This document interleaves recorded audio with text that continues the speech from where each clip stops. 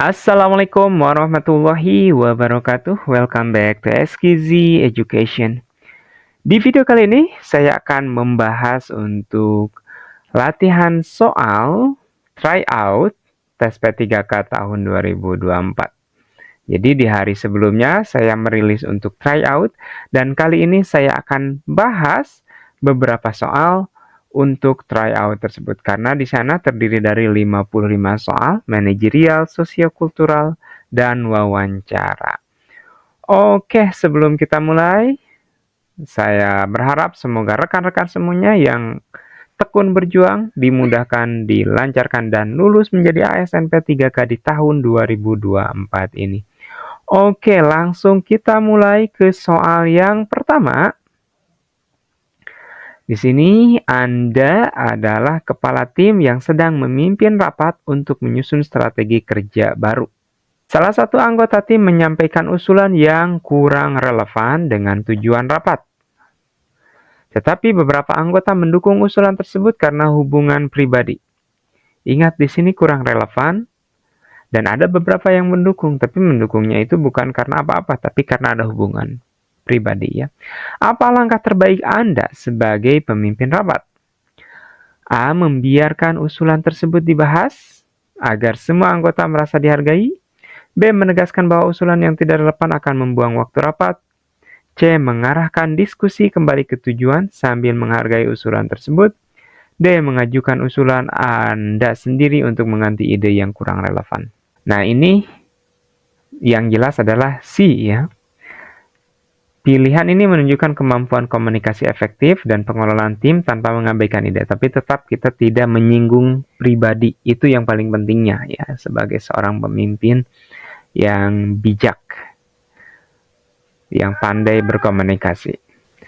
Lanjut nomor 2. Anda diminta menjadi mentor bagi pegawai baru. Pegawai tersebut tampak kesulitan memahami sistem kerja meskipun sudah diajarkan beberapa kali. Apa yang sebaiknya Anda lakukan? A. Memberikan penjelasan ulang dengan metode yang berbeda. B. Meminta pegawai tersebut untuk belajar lebih mandiri. C. Menyarankan pegawai tersebut meminta bantuan anggota tim lain. D. Melaporkan kesulitan ini kepada atasan agar pegawai mendapat pelatihan khusus.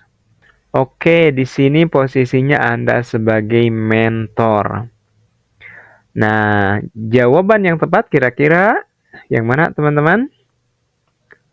Yaitu A ya. Jadi kita berikan penjelasan ulang dengan metode yang berbeda. Terkadang bisa jadi seseorang tidak paham karena barangkali metode penyampaian yang kurang tepat. Seperti itu. Jadi ini menunjukkan kemampuan pengembangan orang lain dan kepemimpinan yang inklusif. Jadi itu ada aspek yang membahas tentang ini. Jadi pengembangan diri dan pengembangan orang lain itu ada di manajerial. Lanjut di nomor 3, Anda adalah ketua panitia penyelenggara pemilu di tingkat kabupaten. Pada hari pemilihan terjadi kendala logistik di beberapa TPS sehingga surat suara terlambat tiba. Jadi ini masalahnya nih. Jadi kita sebagai ketua panitia kabupaten dan ini yang terjadi. Surat suara terlambat tiba. Warga mulai menunjukkan ketidakpuasan. Apa yang akan Anda lakukan? Ini harus mampu mengambil keputusan yang cepat dan tepat nih, karena kita sebagai ketua. Meminta warga untuk bersabar sambil menunggu distribusi selesai. B. Segera mengalihkan surat suara dari TPS yang berlebih ke TPS yang kekurangan. C. Menunda pelaksanaan pemilu di TPS yang bermasalah hingga logistik lengkap. D. Berkoordinasi dengan pusat dan memastikan distribusi selesai tanpa menjelaskan kepada warga. Ini D sudah jelas kurang tepat ya. Dan C juga nampaknya ini sudah jelas ya. Nah, dalam situasi ini yang paling tepat adalah kita B ya, mengalihkan logistik secara cepat, menunjukkan kemampuan pengambilan keputusan yang efektif dan dalam situasi mendesak. Oke, lanjut nomor 4. Dalam proses pengambilan keputusan, Anda menemukan data yang bertentangan dari dua sumber terpercaya. Ini sumbernya terpercaya tapi bertentangan datanya. Apa langkah yang paling tepat? A. Memilih data yang mendukung tujuan utama keputusan Anda. Ini lihat, ada keputusan Anda di sini. Ini berarti kurang demokrasi, ya kita eliminasi langsung. B. Mengumpulkan lebih banyak informasi untuk memastikan data yang benar. Ini bisa jadi betul. C. Menggunakan intuisi untuk memilih data yang terlihat lebih masuk akal.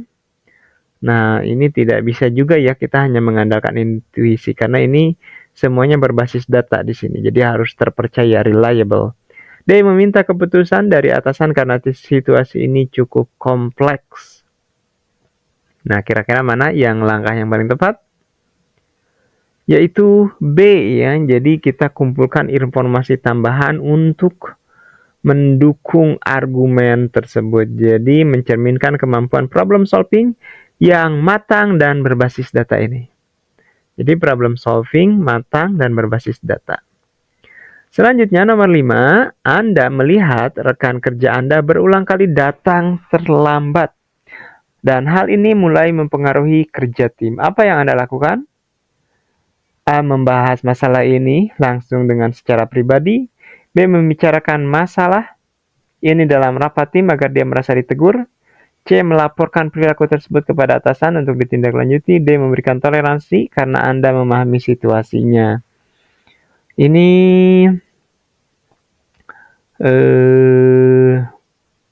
jadi secara terus-menerus nih, langkah yang mungkin awal yang bisa kita lakukan adalah ya kita berbicara dulu ya secara pribadi. Jadi komunikasi interpersonal yang baik dalam dan penyelesaian masalah secara langsung. Jadi ini bisa jadi langsung ke poinnya gitu. Tanpa lama-lama dulu. Ini langkah awal yang bisa kita lakukan. Tapi kalau kita seandainya sudah mengobrol, misalkan ini bisa jadi tindak lanjutnya adalah ke atasan atau ke hal lainnya. Nomor 6, dalam rapat evaluasi, Anda menemukan bahwa salah satu tim Anda gagal mencapai target. Jadi ada rapat evaluasi, tim gagal mencapai target. Bagaimana Anda menangani situasi ini? A. Memberikan kritik keras agar tim bekerja dari kesalahan. B. Membahas penyebab kegagalan dan mencari solusi bersama. Ini bagus. C. Mengganti tim tersebut dengan anggota yang lebih kompeten. D. Membiarkan kegagalan tersebut karena evaluasi berikutnya lebih penting. Ini D juga kurang tepat ya. Pembiaran. Berarti antara A dan D itu kurang tepat. Tinggal B dan C. Nah, jawaban yang tepat adalah B ya. Jadi kita bahas cari solusi yang paling tepatnya. Pendekatan kolaboratif mencerminkan orientasi pengembangan diri dan orang lain serta kepemimpinan yang adaptif. 7. Anda ditugaskan untuk mengimplementasikan teknologi baru di tim Anda, tetapi beberapa anggota merasa kesulitan beradaptasi. Apa yang Anda lakukan? Oke, di sini tugas Anda itu mengimplementasikan teknologi baru di tim Anda. Kemungkinan di sini Anda di sini posisinya adalah sebagai ketua tim. A. Memberikan pelatihan tambahan untuk membantu mereka beradaptasi. Bagus. B. Memilih hanya anggota yang siap. Ini berarti eksklusivitas. Tidak boleh, ya harus inklusif. C. Membiarkan tim menemukan cara mereka sendiri. Ini tidak efektif langkah ini. Justru ini akan memakan lama nantinya. D. Mengganti teknologi baru dengan yang lebih mudah digunakan. Ini tidak adaptable. Jadi sudah jelas ini jawaban yang tepat adalah A. Ya, memberikan pelatihan tambahan, menunjukkan kemampuan pengelolaan, perubahan, dan pengembangan orang lain. 8. Dalam rapat evaluasi pemilu, Anda menerima kritik tajam atas penanganan masalah di wilayah Anda. Sebagian kritik berdasarkan data yang tidak akurat. Nah, ini ada kritik, tapi datanya tidak akurat. Ya, itu harus tahu nih posisinya. A. Membiarkan kritik tersebut tanpa klarifikasi. Ini sudah jelas tidak tepat ya, karena data tidak akurat itu bisa jadi hoax kan. B. Memberikan klarifikasi data dengan bukti yang valid secara profesional. Ini bagus. C. Menyerang balik kritik dengan menunjukkan kelemahan pihak lain. Ini nantinya malah menjadi perselisihan ya, kurang tepat. D. Meminta waktu untuk mengumpulkan data dan menunda respon hingga rapat berikutnya. Nah, ini juga kurang kurang tepat juga, ini tidak efektif karena membutuhkan waktu yang lebih lama. Nah, jawaban yang paling tepat otomatis adalah B ya. Jadi kita klarifikasi karena kan kita memiliki data otomatis ya, kita memiliki data yang real karena kita adalah sebagai panitia kan di sini. Jadi memberikan klarifikasi berbasis data mencerminkan integritas dan kemampuan komunikasi yang baik. 9. Saat memimpin proyek, Anda diminta memotong biaya operasional secara signifikan. Wah, ini ya. Apa yang Anda lakukan? Memotong biaya pada aspek yang memiliki dampak terkecil terhadap hasil proyek. B. Mengurangi biaya tanpa berkonsultasi dengan tim untuk mempercepat keputusan. Nah, ini kurang tepat ya. C. Memprioritaskan kualitas hasil meskipun penghematan biaya lebih sedikit. D. Membatalkan beberapa bagian proyek untuk memastikan penghematan besar. Ini nampaknya D ini kurang bijak juga nih. Jawaban yang tepat adalah C ya. Jadi tetap kualitas itu harus dijaga. Jadi kita menunjukkan kemampuan pengambilan keputusan yang strategis tanpa mengorbankan kualitas secara signifikan. Jadi kualitas itu tetap penting sebagai pelayan publik ya, sebagai ASN. 10. Anda menerima keluhan dari pelanggan mengenai layanan tim Anda. Bagaimana Anda meresponnya? Menanyakan detail keluhan dan mencari solusi terbaik untuk pelanggan. Ini bagus. B. Meminta pelanggan bersabar karena tim Anda sedang sibuk. Nah, ini kurang tepat ya ketika ada kita itu sebagai pelayan publik. Langkah B ini kurang tepat. C. Menjelaskan kepada pelanggan bahwa kesalahan tidak sepenuhnya dari tim Anda. Ini juga mengelak ya kalau gini. D. Mengarahkan pelanggan untuk berbicara langsung dengan atasan Anda. Ini juga apalagi ini terlalu jauh ya. Tidak solutif. Jadi jelas ini jawabannya adalah A ya. Jadi kita harus tahu yang menjadi permasalahannya itu apa. Ini mencerminkan orientasi pelayanan publik dan kemampuan komunikasi yang efektif. Oke, 11. Anda adalah seorang manajer yang menghadapi konflik antara dua anggota tim. Ini ada dua anggota tim yang sedang konflik. Mereka memiliki pandangan yang bertolak belakang terkait metode penyelesaian tugas. Apa langkah terbaik Anda? A. Memutuskan metode terbaik sendiri dan meminta mereka untuk mengikuti keputusan Anda. Ini nampaknya bukan solusi sih. B. Meminta mereka berdiskusi untuk menemukan solusi bersama tanpa campur tangan Anda. C. Memediasi diskusi dengan membantu mereka memahami pandangan satu sama lain. D. Mengalihkan tugas kepada anggota lain untuk menghindari konflik lebih lanjut. Ini nampaknya jelas ya jawabannya ya. C ya, memediasi. Karena kalau kita hanya membiarkan mereka menyelesaikan masalah, justru akan menimbulkan masalah lagi. Jadi kita mediasi, ini menunjukkan kemampuan kerjasama dan resolusi konflik dengan tetap menjaga hubungan antar anggota tim.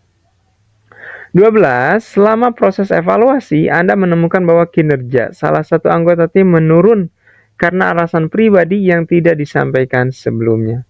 Apa yang Anda lakukan? Menegur anggota tim tersebut agar tidak membawa masalah pribadi ke pekerjaan. B. Memberikan waktu kepada anggota tersebut untuk menyelesaikan masalah. C. Berdiskusi secara pribadi untuk mencari solusi yang tidak mengganggu pekerjaan. D. Mengurangi tanggung jawabnya hingga dia dapat bekerja dengan optimal kembali. Oke, jawaban yang tepat untuk situasi ini adalah C ya, mendiskusikan masalah secara pribadi, menunjukkan empati sekaligus menjaga produktivitas tim. Nah, ini poin aspek dalam manajerial juga ya, yaitu empati. Lanjut ke nomor 13, seorang anggota tim Anda diketahui membocorkan informasi sensitif terkait family yang dapat mempengaruhi kepercayaan masyarakat. Apa langkah terbaik Anda? Oke, di sini ada kebocoran informasi terkait pemilu nih. A. Segera melaporkan tindakan tersebut kepada atasan dan mengambil tindakan disiplin. B. Menyelidiki lebih lanjut untuk memastikan kebenaran informasi sebelum mengambil langkah. C. Memindahkan anggota tim tersebut ke posisi lain tanpa memberitahukan alasannya. D. Membahas situasi ini dengan seluruh tim untuk meningkatkan kesadaran tentang kerahasiaan. Jadi kalau lihat dari 4 opsi ini, ingat teman-teman, kita itu hanya harus memilih opsi yang paling tepat, yang paling immediate, yang bisa kita lakukan dan bijak dan bagus. Itu bukan berarti kita mengatakan, saya lihat ada yang komen bahwa jawabannya tidak ada di opsi. Jadi konsepnya tidak seperti itu, tapi kita cari dari opsi ini mana jawaban yang paling tepat.